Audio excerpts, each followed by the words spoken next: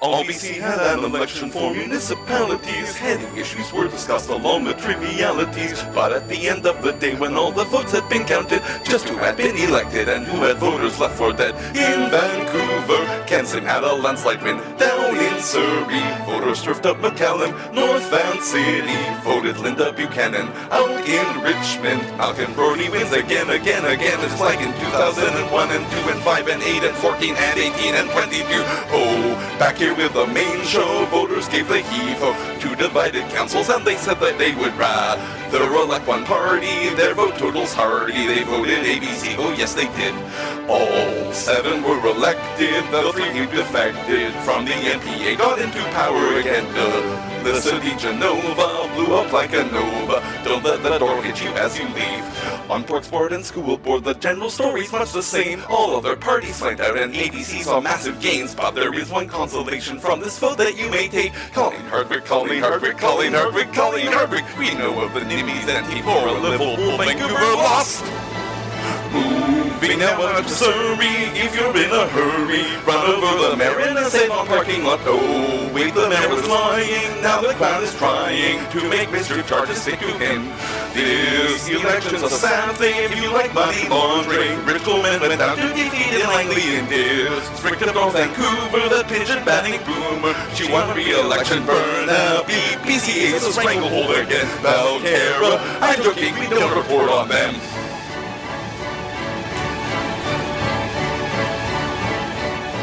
Vancouver municipal votes, that's it, listeners, that's all she wrote. Patreon is patreon.com/CanbyReport. It's October 16th, 2022, and there are 1,462 days until the Vancouver municipal elections. This is the Canby Report. I'm Matthew Naylor. And I'm Ian Bushfield. I think I have the date right. It's something like October 20th, 2026. That's what we're counting down to. So let's get it started by looking at the results. So much has happened. Wow. Yeah. All the votes have been counted. 1,000, that's not the number, 171,494 ballots cast. This is down somewhat from the 1,076. Oh, Christ. I've apparently forgotten how to do numbers because I had to redo the intro today. It's down from 176,450 cast in 2018. That's bad, but actually not as bad as I thought it was going to be. And apparently the amount of people voting in advance has no bearing on the amount of people who are going to vote in an election. No, everyone's just voting earlier and earlier because we're making it a little bit easier. We realized it's more convenient, especially if you're the kind of nerd who already knows who you're going to vote for. And so people just did it that way.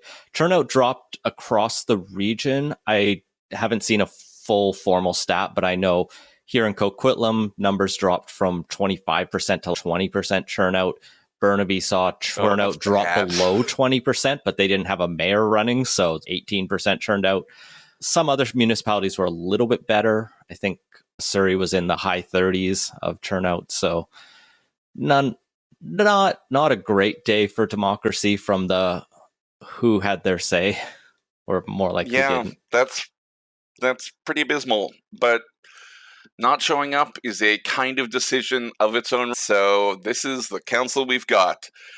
What we thought we were going to do tonight is go through all the parties, starting at the bottom, and to sort of review how they did and see how this has changed since last time. So let's start with the NPA. Oh, how the mighty have fallen / switched to the ABC. They did as bad or worse than expected, I think. 2.2% for Fred Harding for mayor.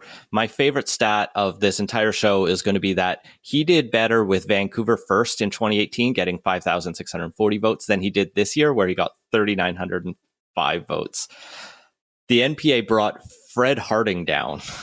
Yeah, that's amazing. There are a couple bright spots. They're all Schadenfreude, but I can be mildly happy that happened. Also, Melissa DiGenova got 26,000 votes and was 9 spots back from a seat. That's what you get for obstructing council business for basically the last 4 years and sticking with a party that hates gay people. Yeah, I don't think we need to dwell too long on the NPA. The rest of their candidates got below 14,000. For reference, you needed in this election, you actually needed 37,000 to get elected, usually about 40,000. Things were very weird this election. But yeah, the NPA candidates did very bad. Other than MDG, their best candidate was weirdly Morning Lee, the one we talked about, who told people to... Oh, the pooping the one. shit in your tenants' toilets one. All press is good press. That's at least barely anyone did vote for him, but like, seriously, that guy? Really? Him? Only one with name recognition. Or maybe he's got a big YouTube following. Let's move up the ballot slowly. We skipped all the independents, and we're not going to talk about Affordable Housing Coalition in here. But Progress Vancouver. Nope. 3.3% for Mark Marison. That's 5,830 votes, significantly less than Hector Bremner got in 2018 with Yes Vancouver when he got 9,924. Council was even worse for Progress, though. But go ahead. Yeah, like I think that part of that is because Hector was at the very least a known quantity. He was a sitting city councilor, and there was that big hubbub with the NPA. Mark was starting from nothing, and it was clearly a election that was a referendum on the mayor. And there was a clear, no, I do not like the mayor vote. And Mark was not it. Mark's council candidates also didn't get helped by him. His best was Asha Hare at 13,000. His worst was Mauro Francis at 6,500 votes. Most of them sat around 10,000. I don't think this is a sign YIMBYism is dead, but if you're like the single issue housing team platform, it's not enough. And I know Progress did have more there, but that's what the initial vibes were, the initial pitch was. You got to go with the established brands to some extent, unless you are Ken Sim and can just for all of the infrastructure. Brand goodwill from an existing party. Personally, I find this super disappointing. I really think that Vancouver lost the plot in this election a little bit from what it needed to be focused on. Like, we said that housing was our most important issue, but we did not vote like it was. But also strikes me that it may have just ran too technocratic in many ways. Like, you need tens of thousands of people to mount a serious campaign, and here Progress got thousands of votes, which is respectable in many ways, but it's not enough to really break through. Like, the parties that did well, that we'll eventually get to, were door knocking their asses off and getting names and building those databases and doing that really boring political work. The guy who broke through onto my council did it because he knocked every door in Coquitlam 2 elections in a row. Yeah. Retail politics works. It's a motivator. And if you door knock every door, eventually people are going to start seeing you as a person that they've had a personal interaction with. And that goes a long way. Especially if you're not like totally crazy, but Mark wasn't. Yeah. Mark was not. Mark may have been optimistic to think that he could have gone from 0 to 100. I know that he had anticipated there being an empty council spot at one point because of the weeb issue, and that just didn't materialize for him. So I think a large part of his strategy just didn't pan out. But credit to him, he believed what he believed and plugged ahead with it. It just did not turn out. And honestly, at this point, those supporters, I think... Let's be honest, I think at this point, those supporters are going to have to... A lot of supporters of the parties we're going to talk about need to figure out where they need to move, because I think a lot of these parties need to die and go away and never be seen again. Maybe some of Progress support goes to ABC and finds those pro-housing voices there and supports them and tries to build that as a stronger housing party. Maybe they go to one city and just go to the sort of left or right on the housing question. But trying to build the housing coalition party didn't work. What also didn't work was trying to build the anti-housing coalition party. Yeah. Team for Livable Vancouver fell flat. Colleen Hardwick spent yesterday driving around in a caravan of vehicles through all of Vancouver's car-centric neighborhoods, thinking, what will become of these places if I do not get elected mayor? And the answer is, probably nothing, Colleen. It turns Probably out in the nothing. ranking of things to waste your time on election day as a strategy, that's like below Burma shaving. It's not GO2V. Yeah. I will say it is probably better for getting out your vote than the strategy Coquitlam Mayor Richard Stewart had, which was like getting into arguments on the Coquitlam community Facebook group the night before the election with constituents. Yeah, but he got Amazing. 70% of the vote, so he clearly didn't need to try. Yeah, 70%. I don't have it in Holy here shit. to talk about Coquitlam's results because they're boring and they suck, but from just like how boring they are. But I'll dribble it through. So yeah, Colleen Hardwick did get 9.7% for mayor.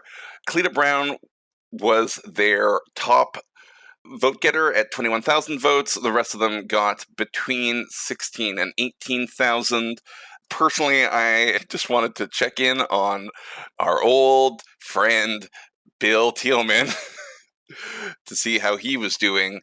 Bill got 17,240 votes, just behind Cope's Tanya Webking. Marvelous. There was one point in the night. I look forward to reading There here. was one point in the night where Sean Orr for Vote Socialist was like 2 spots ahead of Bill Thielman, and I was so happy with that. It didn't hold, and Sean dropped back, but I just thought if a pure socialist would beat Thielman, it would make me happy. Yeah, that would be funny. Anyway, basically, what does this mean for politics in Vancouver? I think it means not that NIMBYism is dead, because NIMBYism is alive and well and always will be, but as a sole motivator for a political force, much as YIMBYism, why are we doing this podcast? If we exist, if the politics breaks down along this NIMBY-YIMBY axis, and it does, like, this is where the differentiation comes into it, people just aren't voting on it. Why? What is happening? I think what I started to see with the survey we did of getting people to plot where the parties are, that urbanism is falling down and just like collapsing almost into the traditional left-right spectrum, with a couple exceptions, but those exceptions have just been eliminated in this election. So you have, although ABC is not NIMBY. No, ABC is decidedly not NIMBY, and like ABC does have some like decent YIMBY-ish type policies. They definitely go about this in a non like social housing general good thing, and more from a supply side developer benefits kind of way, but it's not anti-housing for sure. They did Vision. bad. They, in 2018, for reference, Heather Deal did pretty well and got 39,000 votes, but didn't quite break council. The rest of their candidates got around 25 to 29,000, which we said was bad enough. They should close up shop. This year, Stuart McKinnon got 16,000, and he was their best performer of the entire lot. Alan Wong was defeated on school board by everyone running for one city and the Greens except one candidate. John Irwin was defeated on parks by everyone running for one city, Cope, Greens, and obviously ABC.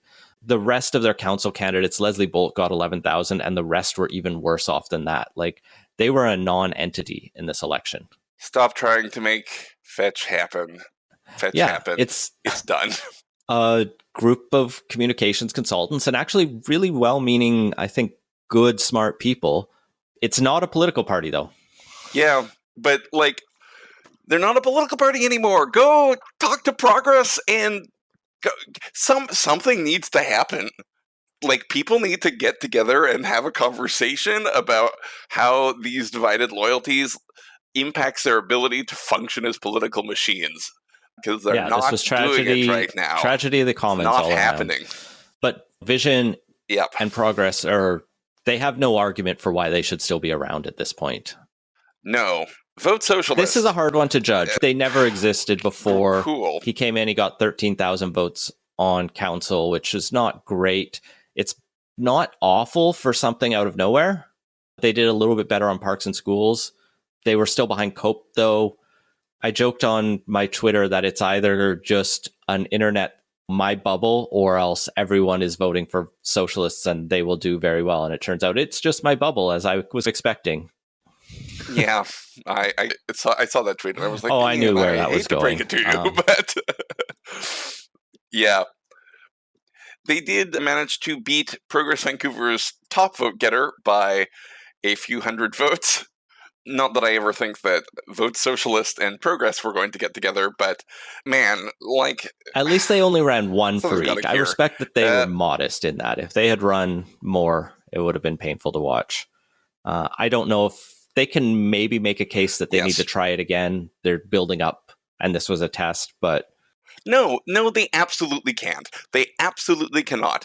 They divided the resources between them and Cope that the far left of the city has their very limited resources, and they decided that they were just going to piss them away on what was effectively a fucking vanity campaign. So don't be like, yeah, valiant first attempt. No, this was useless. Talk to Cope, patch up whatever like doctrinaire differences decided to like split the Marxists off from the Leninists, and make amends if you want to be Cope a viable also did political bad, force. not quite as bad. They're the first party we're talking about to actually elect someone. They got Susie Ma on schools, but they lost Jean Swanson, who dropped 16,000 votes and only got 32,000. Breen Willett, their runner-up, got 25,000. No one on parks, no one else on schools. Like, they didn't do well. The party is in total disarray, as is basically everything on the left at the moment, but this is, the shattered ruins of a party that once controlled City Hall. Theirs is the Greens. A complicated story, right? In many ways, they can claim to it being not so bad. They elected the most of any of the not ABC parties. I sent a message to one of the Greens victors last night saying, I'm happy for you, and also sorry that happened. It was a brutal night to be a Vancouver Green. Like Adrienne Carr dropped tens of thousands of votes. She only got 42,000 this time. She had almost 70,000 in 2018. Pete Fry dropped 25,000. Mike Wiebe placed 15th with 30,000 votes. That's so sad. It's so upsetting. He was... Other than his whole, like, half of his term mired in scandal. That probably didn't help him. Massive scandal. Yeah, that wasn't the best. Though, I feel like that scandal was hugely manufactured. It's bad. It was bad. They managed to, however, hang on to a couple of spots, a lone opposition voice on the Parks Board, and two Fraser on schools, Janet Fraser and Lois Chan Pedley. On Parks Board, a newcomer was elected. That, of course, is Tom Digby, because all the Green councillors or commissioners on Parks Board resigned. That I'm sure didn't help them, but I don't think, honestly, anything was going to help them with this giant wave bringing ABC into like the story office. I heard repeatedly during the election was the Greens were in disarray and like just a mess internally. You could see it from their 2018 or from their 2021 annual reports, where they had very little fundraising in the final quarter there. I'll be really interested to see their election report come out and see how much they did manage to raise and spend. I got the sense they didn't have many signs around. They didn't have a strong ground game. If all of that fell through, whereas they had something in 2018, that lack of volunteers to get out the vote would have collapsed their party, but it potentially also collapsed the other parties and Kennedy Stewart. Since the Greens didn't run a full slate, those voters were probably tossing some votes to Kennedy Stewart. They were probably tossing some votes to One City, to Cope, around the block. Yeah, if Adrienne Carr was pulling 70,000 votes, like, that's a solid 30,000 votes more that could have been going to, ostensibly, this doesn't work perfectly, progressive style voters. Now, that wouldn't have been enough to push Kennedy Stewart over the top, but it does make him competitive. And that would have also required Kennedy Stewart to like have a campaign. But And I'm not saying 30,000 Greens stayed home. There's also a strong argument that a lot of people voted against the Greens or weren't happy with the Greens, particularly on council,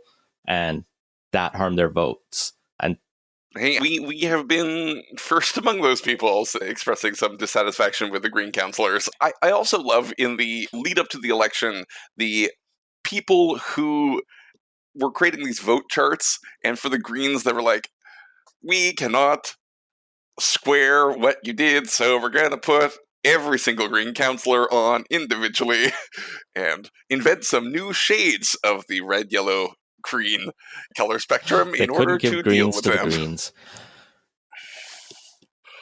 Forward Together with Kennedy Stewart has gone one direction. And they're now without Kennedy Stewart, clearly.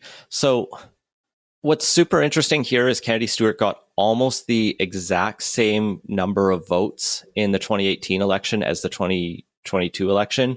He had 49,705 in 2018. This year, he got 49,593. He lost 150 votes. It's absurdly close. Really? Wow. Wow. The problem is, Ken Sim picked up all of the other votes that had been cast. And yeah, wow. I hadn't realized it was that close. Like, I knew it was, but like the idea that if Mario's polls are to be believed, and that's the other big loser of tonight, sorry, Mario, but the pollsters did not do very good. Basically, Mario had found back in September that around 12 or 13% of Kennedy Stewart voters were dissatisfied with their candidate and hopping over to Ken Sim, or roughly about the same amount of people were dissatisfied with Ken Sim and were hopping over to Kennedy Stewart. And I think all those people returned back to Ken Sim and more. It's actually surprising coalition. Really. It wasn't worse for Kennedy Stewart, given everything else we've talked about, that all these other parties have collapsed, but he managed to at least hold his votes. I think it's because he was it wasn't split, right? Yeah, there was only one quote unquote progressive mayor on the ballot that people were taking seriously. And so they just sat there. Obviously, not everyone who voted for him in 2018 voted for him this year. There's probably some moving around. Maybe he picked up some Shauna Sylvester votes and some from him stayed home, and it moved around, but it canceled out weirdly perfectly. Mm-hmm. Yeah. For the rest of the team, Dulcie Anderson was the runner-up with 35,000 votes, but still 3,000 votes from a seat. Tessica Trung also did relatively well with 32,000.9, but the rest of the slate was under 30,000. There should not have been that many candidates. Their worst performing candidate was Hillary Brown, and he only got 19,000 votes. He was around the amount that team was getting. He didn't need to be on the ballot. Russell Vuong, as much as we liked him, 22,000 votes. Jeanette Ash, 22,000 votes. Drop both of them. Alvin Singh, 29,000, just behind One City. Maybe he's your extra, but Kennedy Stewart's argument for starting a party was he wanted a voice on council who could put more forward motions for him when he's chairing, and simple procedural things like that. That's one, maybe two people. Then suddenly there was 6, and he was running for a majority against the rest of his allies. Yeah, Forward Together, One City, and Vision, at the very least, but also realistically, Progress, need to have a conversation. Obviously, I feel like Kennedy Stewart's time in maybe all politics. I don't know if the NDP wants him back, either, provincially or federally. Yeah. So whatever this party is now, backward apart without Kennedy Stewart, they have to figure out what on earth is going on with people who want the things they want, because there are clearly other people who want the things they want, and they are unable to talk to each other. So they had, in many ways, the least bad night of the progressives. They didn't win as many seats as the Greens, but they didn't lose seats. They held on to their incumbents, Christine Boyle and Jennifer Reddy. They actually performed really well in all of the races. Iona Bonamy was just behind Dulcie Anderson for council, and the rest of their slate was in and around where Mike Weeb was placing, so they were fairly high runners up. On parks, they were just behind the Greens. On schools, all of their candidates were the runners up for council, so if ABC had run fewer, there would have been more one city council candidates on there, with Alan Wong from Vision being weirdly squeezed in there through the strength of his incumbency. In many ways, this position's... It is very gratifying to see all of one city's candidates and Bill beat Tillman, Melissa but Genova. Genova did much better. One city kind of positions itself in this way as a de facto progressive urbanist opposition in my mind. Like, they did strong in many ways. We can argue that they ran too many. One probably ran too many, obviously. But at least theirs were all endorsed by VDLC, and that likely helped them in many ways. Yeah, I feel like four together can fold into one city pretty easily. Progress can split itself up between the Greens and one city. Something needs to bring these parties together. Like, I can see a situation where a combined slate of one city Green councillors, particularly a Green councillors that have been perhaps more vetted for, I don't know, you're not getting rid of Adrian Carr and Pete Fry because they are in fucking incumbents, but they are, I think, going to be more reliable votes for the things that one city wants than and like all of this Mike Klassen.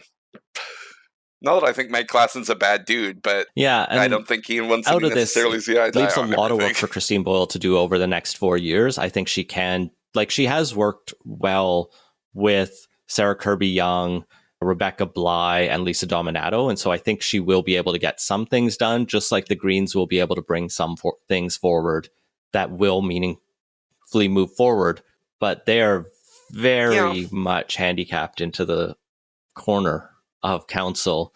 Like, a lot of this is going to depend on how much of an asshole Ken Sim wants to be. Like, do you want to play this the way that Gregor did, basically, like, to the victor, go the spoils? Are you going to keep all your council appointments, your board appointments, your Metrovan committee spots?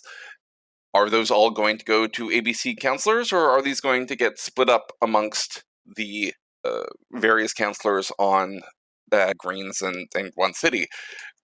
We don't know. We have no idea. And that is, I think, going to be one of Ken Sim's first tests as mayor, and a big indicator of From how the interview he is we going did with to him run and his watching council. his victory speech, I would suspect he's more conciliatory and willing to try to work across and take good ideas wherever they come from and use some vague business language around it. But he's under no obligation to. I'm still hoping he shows up to council in Iron Maiden shirts and cuts off the legs of the mayor's desk to be on the same level as them, proving that he's never been in council chambers.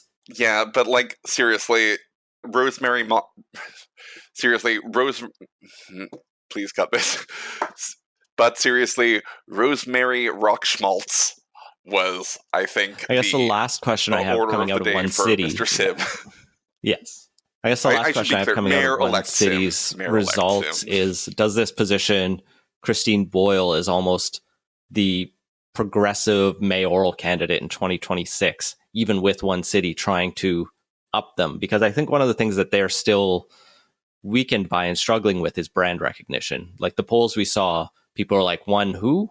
But they got a respectable number of votes here relative to the Greens, who have one of the strongest brands in the city. So, yeah, I think that depends on whether Christine Boyle wants to be mayor or not. But yeah, if she wants to lead the party, lead the coalition, she is someone around whom I can see a movement coalescing. They should have run more people, apparently. Wow, what a night for the center-right. Yeah, I'm glad they didn't. I'm glad that there is some voice for this isn't Burnaby, the opposition on council, because going through it. Jeez. Basically, Ken Sim picked up 35,000 votes for mayor. Yeah. Roughly what Shauna Sylvester got in 2018. 85,732 votes, like 52% of the votes cast for mayor. Every one they ran easily was elected. There was a 20,000 vote gap between like their worst performer and Adrian Carr, and it was the exact same situation on parks and school boards. People just went in, filled out ABC, and left their voting, the rest of their ballots blank. This was a plump situation if I've ever seen one, and it worked. Yeah, like the charts are hilarious. They are just like a huge drop off in every single instance between ABC and the next candidate. I did find it interesting that Sarah Kirby-Young and Lisa Dominato were the strongest performers, but Rebecca Bly was actually their second worst performer on council. Yeah. Don't know exactly what happened there. I can't explain that. I have no idea why that would be. Someone doesn't like her. Yeah, some people, they like her slightly more than Lenny Zhu and slightly less than Peter Meisner. Like we've said, they ran a strong campaign. It was the cleanest and most focused campaign. They did a long interview with the Tyee where they talked about how a big chunk of their votes, like 60%, were federal Liberal voters, with 20% being federal NDP and 20% being federal Conservatives. Not that there are many federal Conservative voters in the city of Vancouver at this point, so that kind of tracks. And yeah, I'm hoping that they recognize that. And well, federal Liberal parties and are known for delivering middle-of-the-road milquetoast policies that are compromises from the compromises that they made in their election promises. Who knows? Thankfully, they didn't make many clear election promises besides the 100 cops and nurses one, which they are tripling down on doing right away. No fucking way. Like, it's just not going to happen. The health authority cannot hire the nurses. There aren't that many people who want to be nurses. Otherwise, we wouldn't have so many other problems. They've literally tried. They will not find them. I don't know what the fuck he's going to do with that, but good luck. If this is just a way into hiring 100 more cops, yeah, the cops will be delighted. Hooray for them. I still think they'll also have trouble hiring 100 cops anyway. Like, everywhere's having trouble. They are backing off a little bit on the timeline for that. There was effectively a freeze over the last couple of years in terms of cop hiring under Stewart. They were hiring on average about 15 cops per year beforehand. I think it's possible that the cops are going to try and make up that entire freeze in 1 year. Who's to say? They must be happy. They endorsed Ken Sim and ABC, and I worry about the effects that has on political discourse across the entire country. Cops got involved in an election aggressively and got rewarded for it. Yeah, I don't like it. It's a bad thing, bad sign, bad taste. Like we said, on the other hand, like Lisa Dominato, Sarah Kirby-Young, Rebecca Bly have decent records on housing and zoning approval, so I could see things like the big controversial issue that's going to be the first test of this council is the Safeway rezoning near Broadway Commercial. Those developers must be breathing a little bit easier. Oh, yeah, I think that's going through. I think that's pretty clear at this point. And like the Broadway plan is... if I'm totally wrong, and if this is going to be a bad council, that thing will fail. But stay tuned, everyone. And the Broadway plan and Vancouver plan are passed, but I can very quickly see this council coming through and revising out many of the Kennedy Stewart and One City and Green claims to victory in there. Many of the rental protections probably scaling back, a lot of it being brought down to a more simplified housing only policy. What I'll be also watching for is how are they on things like bike lanes and that other element of urbanist infrastructure. We're not going to have a road tax. No, we never were, but we really won't. We never were going to have a road tax. Like, what? Never mind. We've stopped the road tax, proclaimed Ken Sim. After fighting the Brontosaurus to death? I don't know. Like, speaking of cops, a 20,000 gap between the lowest ABC vote getter on school board and the highest non-ABC vote getter, which happened to be Jennifer Reddy. one Jennifer Reddy, means that basically cops are going back in schools. Yeah. Like, every single one of them put that as one of their top priorities when asked in the Vancouver Voters Guide. They're going back in. That was the only clear thing they had to say on schools. The rest of the policies were like, schools should be welcoming and safe and in the interests of the community and student, like vague platitudes, which fine, but like, great. I'm glad that schools are not supposed to be alienating and dangerous. But they will be for some, with cops wandering around in Kevlar with guns. They yeah, I know that some of the people who like brought forward this motion are like Lois Chan Pedley was one of the people who moved the motion last time. She's remains on school board. Jennifer Reddy was a big supporter of it. They are going to think critically about this and maybe change the tenor and nature of the school liaison program, hopefully, as it goes back in. But they are in for a kind of, I don't know, like, school board is a different beast than council. So is park board. Which ABC could abolish now if they couldn't, but they could make some strong moves to try to abolish it. But they won't, because they changed their mind. And now they have all but one spot on park board. Yes. Possibly goodbye Stanley Park Bike Lane. Remains to be seen. It's hard to tell what they actually care about on park board, like schools. No, we don't know what they believe. We just wanted change, apparently, but not to anything in particular. It was Ken Sim's blank slate for us to project our will onto, and federal Liberals were upset with Kennedy Stewart for being a bad mayor, and he was. And these non-ABC parties, less progress even, earned almost 600,000 votes between them versus the ABC council candidates who earned 465,000 votes. Like, the vote split is easy to calculate. It was big, and they screwed themselves out of a more competitive council race. Yep. The question now is, what is Mayor Sim going to be like? I think he needs to hire a speechwriter, for one. His speech was better than Brenda Locke's, if you saw hers, by a lot. Oh my god. We'll get to her in a minute, but I love Bear Creek Park. It's amazing. Oh, sorry. Oh boy. And the luck. Okay, so speechwriter jobs clearly need to be filled. Yeah, they are. But to bring it back to the question, like council can squash someone like a tick.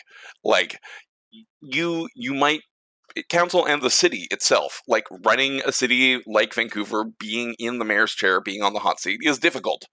And sometimes people rise to the occasion, and sometimes they don't. Yeah, if we look back at the past center mayorships, we saw the Gordon Campbell, Philip Owen era. 6 consecutive elections won by those two mayors, really setting their mark on the city of Vancouver. And then we saw Sam Sullivan come and go down in flames as his party imploded and ousted him before he could run again or try for a second term. So I kind of see those as the two possible paths forward for Ken Sim. Maybe there's a third, more moderate path. Maybe we'll also be in a general strike in 2 years, like Sam Sullivan faced. Yeah, wow. All right, so, as we alluded to before, a bonus loser. Bolsters. Yeah.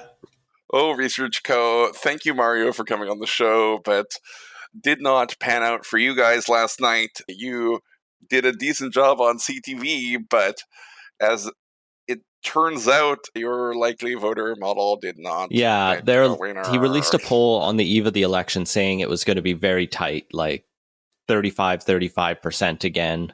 And everyone else, I mean, he got everyone else from that. Hardwick was a non-factor and the others are non-factors, but no, that main bit was missed. Leger's poll that we talked about did get that Sim had a commanding lead, but Leger thought that Kennedy Stewart and Colleen Hardwick would tie. Leger also blew it really badly on Surrey. They picked the right winner, but they thought the guy who ended up almost tying her would be fifth.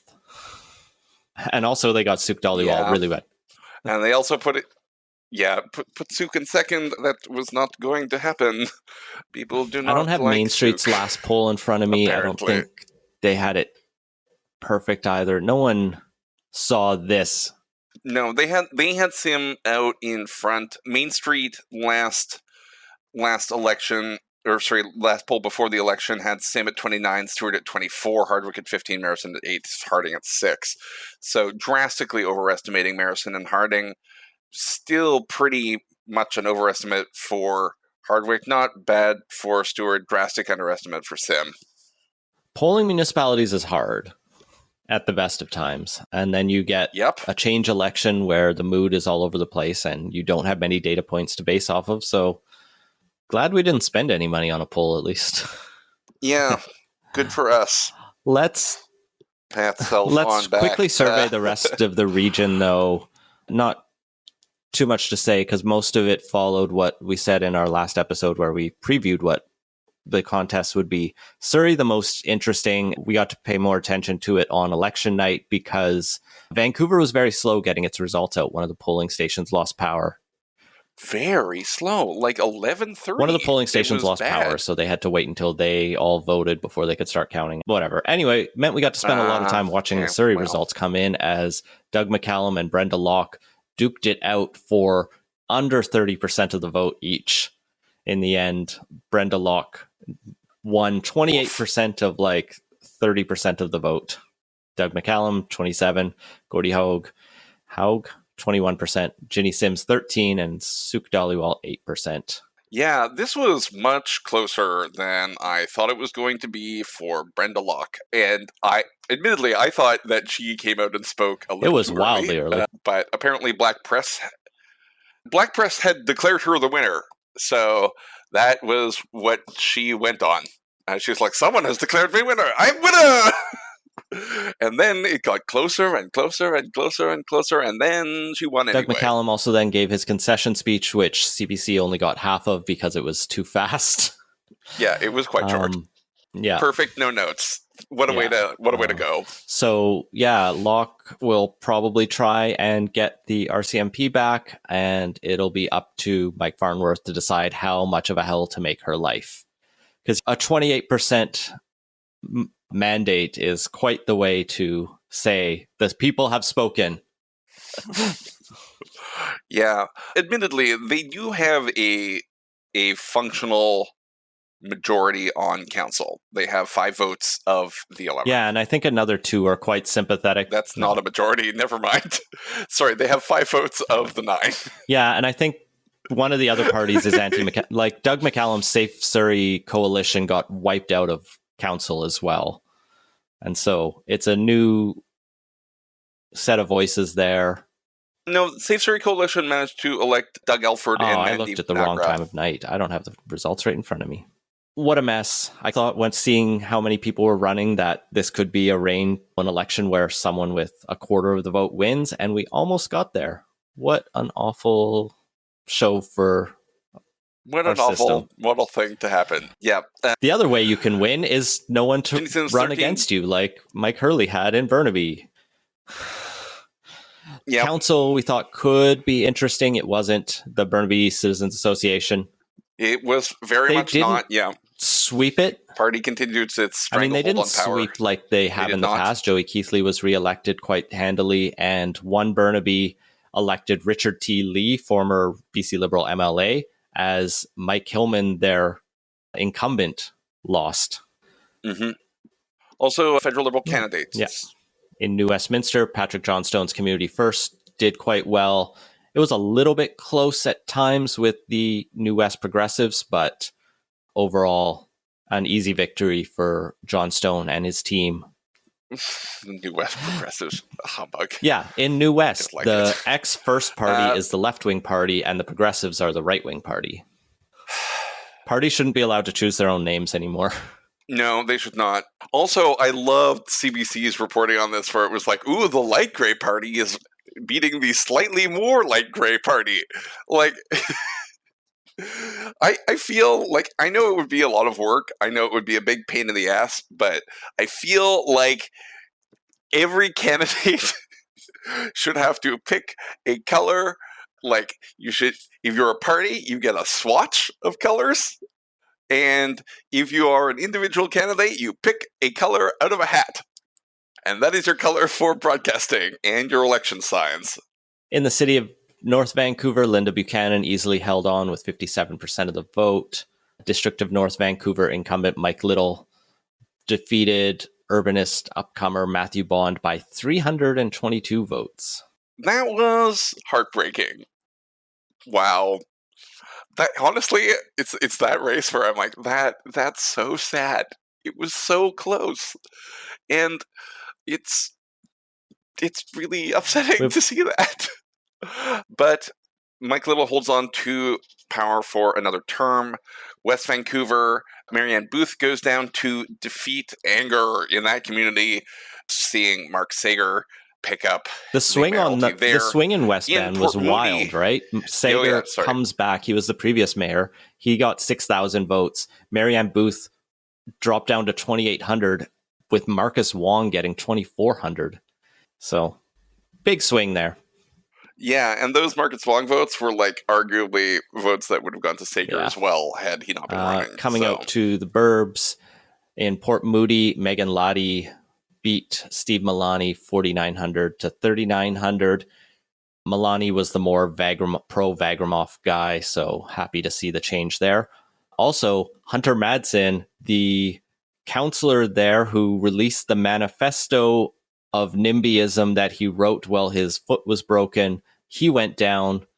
So I'm happy to see that. But so did Yimmy Lubick. Mixed bag of results there in Port Moody.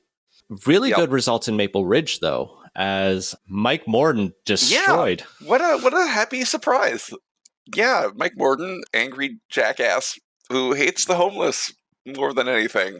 And his party, Maple Ridge First, were at the bottom of the ballot. Not in the mayor's race, they got him second, but like a commanding lead for former Liberal MP Dan Rumi and A Better Maple Ridge, with their 6,300 votes to Mike Morden's 4,300. Yeah, all the A Better Maple Ridge candidates were elected to council, with one Maple Ridge First squeezing in there, and independent. And Ahmed Youssef. Yeah, topped the ballot there. Very popular independent Ahmed Youssef, who I know nothing about. Yes. But he got the most. More good news out in the Langleys, Matthew. Yes. Eric Woodward beat Blair Whitmarsh and more than doubles the vote of international man of mystery, Rich Coleman. Yeah, wasn't even close out there. Good job by Woodward. Nope. And, of course, the German report. Similarly, strong showing in Langley City, where embattled incumbent mayor Val Vanderbroek went down to young upcomer Nathan Paschal, 2,400 to 1,300 votes. In other municipalities, Marianne Alto wins in Victoria, and that's good to see. She seems to have cobbled together a working council block to succeed Mayor Lisa Helps and stem the forces of NIMBYism, at least so far as they can. Well, and Ben Isaac went down hard after he was top vote getter in past elections. It turns out doing everything you can to piss everyone off all of the time is not a winning strategy for the left. Out in Kelowna, though, I was disappointed to see Mayor Colin Bazran go down to Tom Dias. I traveled to Kelowna a few weeks ago, and yeah, homelessness is increasing there in many ways. And my brother My brother got married over the weekend, and he was like, damn it, I forgot to vote, but there's no way Colin's going to lose. That vote wouldn't have mattered. It turns out it wouldn't have mattered. Colin Basran got absolutely obliterated. It was a bloodbath. Yeah, mixed bag across the province as you look. A lot of urbanists did well, though, it looks like, in many places that weren't Vancouver, if you consider Kennedy. Yeah. I don't even know that you can not call EBC people urbanists, though. Mm-hmm. Like, they're not urbanists, but they're not necessarily urbanists. It's not their defining characteristic. We have to figure out what their defining characteristic is beyond being not Kennedy Stewart, which was a very effective one. Yeah, that was the biggest vote getter of the election, was not being Kennedy Stewart, and Ken Sam definitely isn't. It is also notable that we have elected I believe our second non-Scottish mayor in our history, after David Oppenheimer back in the days of, like, back in the 1800s. And the first Chinese-Canadian one, obviously. First Chinese-Canadian mayor. It is a historic night for Vancouver. And finally, across the province, on the school board front, I was quite happy to see the reactionary anti-Soji crowds of the Parents' Voice and the Viva Victoria just get trounced everywhere. They managed to elect one trustee in Chilliwack, but that is buttressed by the fact Barry Neufeld is fired. He's gone! He's done! I think he's still going to the Supreme Court against Glenn Hansman over whether Hansman should have called him a transphobe. Really, they're arguing over the slap law. It's a mess. But Chilliwack School Board, very progressive these days. They elected their first trans male trustee. Amazing. Yeah. Hooray! The top vote getter was Karen Bondar, I believe, who's like a sex-positive science educator and also rocks. Chilliwack School Board went in an amazing direction in the last couple of elections. So it turns out voting on school board can really matter. What an election. I don't know, but I think it's time for Vancouveretta. We end every episode with a little tidbit from Vancouver's past, and we have dug up a spicy little meatball for you today. This is the story of Vancouver's town fool. I'm just closing all the things that I have opened. Man, it was a bunch. So, basically, sorry.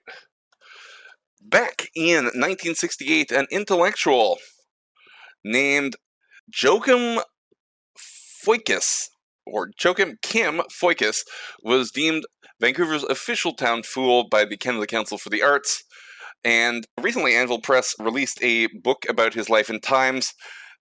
He was basically given $3,500 grant to arguably drop acid and act like a fool in Vancouver's town square in front of the art gallery, drive a donkey down Cambie Street.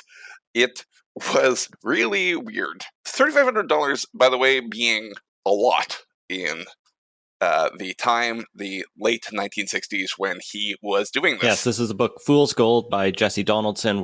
I'm quoting from Monte Cristo magazine that has a bit from it.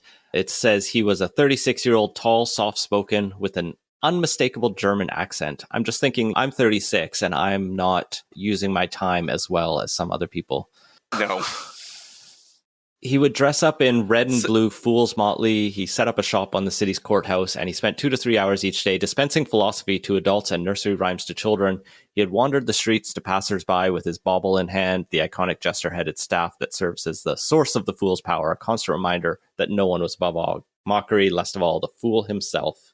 Yeah, so basically he was known as a serious, rather introverted student at UBC, and he pursued one degree after another, moving from social work to theology to library science, and was already a little out of step with the times, but the hippies appeared, and Donaldson apparently tries to distinguish Foikes from the hippies. He he was a little more engaged in school. He wanted to drop in, according to both Donaldson and friend of the pod, Sheldon Goldfarb. He got into trouble at times for disrupting meetings, yelling at police, and riding a donkey cart through town, as mentioned. He was arrested and fined, all in the aid of pricking our bubbles of complacency. In one exchange, Donaldson quotes in his piece that Farkas had upset Mayor Tom Campbell. Campbell told a Vancouver Sun reporter, "When I read about it this morning, I saw red. An old age pensioner who's worked all his life for his country gets $1,200 a year. Here's a fellow who refuses to work, and they give him $3,500 young age pension. Couldn't we use it for public housing for senior citizens, our word redacted, children, pensioners, and deserving students?" Foikas retorted in response to this, "I do not mock thee, but by thee I am mocked. Thou callest me madman, but I call thee blockhead." And with that, we end the coverage of the 2022 Vancouver municipal elections. For Like and Boot Media, I'm Matthew Naylor. I'm Ian Bushfield. See you in 1,462 days when we'll do this all again. Good night.